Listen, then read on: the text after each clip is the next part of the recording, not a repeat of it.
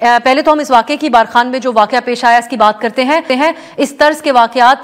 پہلے بھی پیش آ چکے جہاں شناخت کے بعد اس انداز میں قتل کیا گیا۔ اس واقعے کی آپ کیا تفصیل بتا سکتے ہیں؟ انتظامیہ سے منسوب یہ بات بھی کہی جا رہی ہے کہ 15 منٹ تک یہ کارروائی جاری رہی، تو کیا کوئی اس قومی اہم شاہراہ کے اوپر کوئی سیکیورٹی کے انتظامات تھے؟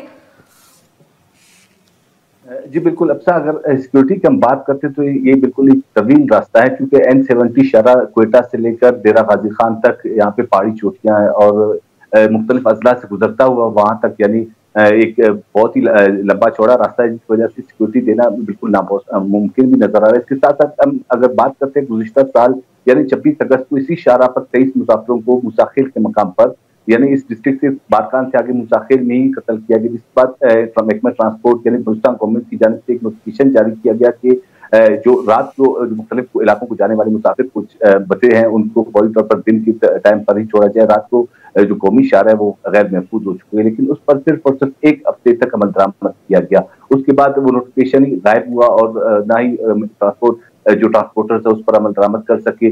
لاسٹ ویک کی اگر ہم بات کرتے ہیں، لاسٹ ویک N70 اور اس کے ساتھ ساتھ خیبر پختونخوا کو ملانے والی شاہراہ ہے، وہاں پر بھی سیکورٹی فورسز کی جانب سے جو چیک پوسٹ لگائے گئے، ٹرانسپورٹر کی جانب سے احتجاج کیا گیا۔ ایک ہفتے تک یہ دونوں روٹ مکمل بند رہے، مذاکرات کے بعد روٹس کھولے گئے۔ ان کا یہ موقف ٹرانسپورٹرز کا کہ مختلف مقامات پر چیک پوسٹ موجود ہے لیکن اس کے باوجود ڈکیتیاں ہوتی ہے، لیکن اس کے باوجود گورنمنٹ سے مذاکرات کر رہی ہے، کوئی سیکورٹی فراہم نہیں کر رہی۔ رات کا اگر واقعہ ہم دیکھتے ہیں، رات کو نہ صرف شناختکار دیکھے گئے بلکہ یعنی شاہدین کا یہ بھی کہنا ہے کہ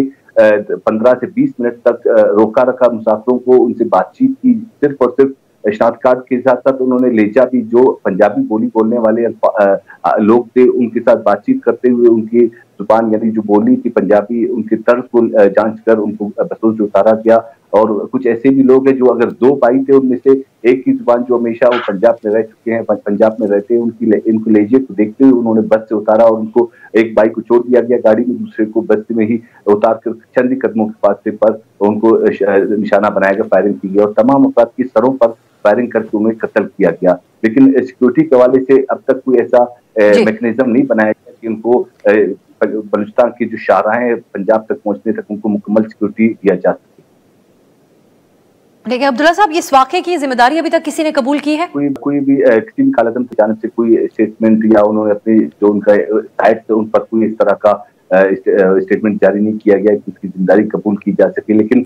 لاسٹ ایئر ہم یہ دیکھ رہے ہیں کہ اس شاہراہ پر کالعدم PLA کی جانب سے اس طرح کے واقعات رونما ہوتے ہیں۔ یہ واقعات ہوتے ہیں۔ اچھا، اب یہ طرز ہی ان کا ہے آپریٹ کرنے کا۔ اب سیاسی طور پہ بھی ہم آپ سے جاننا چاہیں گے کیا ہو رہا ہے اس وقت سیاسی اعتبار سے؟ ہم دیکھتے ہیں بلوچستان میں کوئی وزیر اعلیٰ اپنی مدت مکمل نہیں کر سکتا۔ کیا بگٹی صاحب کے لیے بھی اس وقت خطرے کی گھنٹی ہے جو اختلافات ان کی کیبنٹ سے، حکومت کے اندر سے خود سامنے آ رہے ہیں؟